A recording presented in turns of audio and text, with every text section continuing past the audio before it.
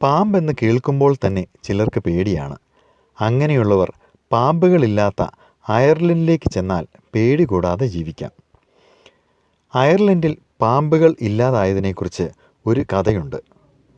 Christian മിഷണറിയായ saint Patrick അദ്ദേഹത്തിൻ്റെ ദൈവിക ശക്തി കൊണ്ട് അയർലൻഡിലുള്ള എല്ലാ പാമ്പുകളെയും കടലിലേക്ക് ഓടിച്ചു എന്നാണ് ആ കഥ.